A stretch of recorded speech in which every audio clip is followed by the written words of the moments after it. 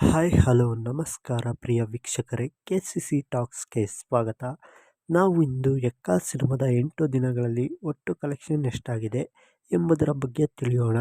ಅದಕ್ಕಿಂತ ಮೊದಲು ನೀವೇನಾದರೂ ನಮ್ಮ ಚಾನಲ್ಗೆ ಹೊಸದಾಗಿ ಭೇಟಿ ಕೊಟ್ಟಿದ್ದರೆ ದಯವಿಟ್ಟು ಸಬ್ಸ್ಕ್ರೈಬ್ ಮಾಡಿಕೊಳ್ಳಿ, ಹಾಗೆ ಪಕ್ಕದಲ್ಲಿರುವ ಬೆಲ್ ಐಕಾನ್ನ ಕ್ಲಿಕ್ ಮಾಡಿ. ಕನ್ನಡ ಚಿತ್ರರಂಗದಲ್ಲಿ ಹಲವು ಭಾಷೆಯ ಚಿತ್ರಗಳು, ಅಂದರೆ ಬೇರೆ ಭಾಷೆಯ ಚಿತ್ರಗಳು ಒಟ್ಟಾರೆ ತೆರೆಕಂಡು ಅತ್ಯದ್ಭುತವಾದಂತಹ ರೆಸ್ಪಾನ್ಸ್ ಗಿಟ್ಟಿಸಿಕೊಳ್ಳುತ್ತಿದ್ದವು.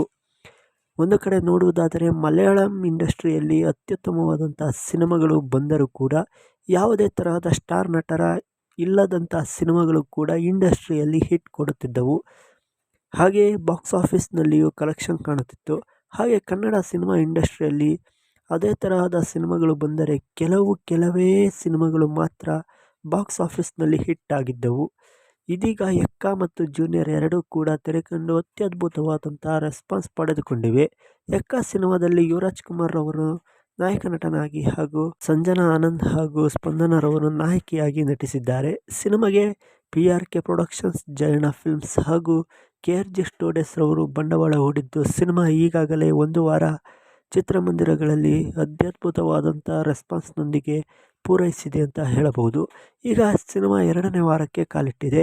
8ನೇ ದಿನದ ಬಾಕ್ಸ್ ಆಫೀಸ್ ಕಲೆಕ್ಷನ್ನಲ್ಲಿ ನೋಡುವುದಾದರೆ ಇಳಿಮುಖವಾಗಿದೆ ಅಂತಾನೆ ಹೇಳಬಹುದು.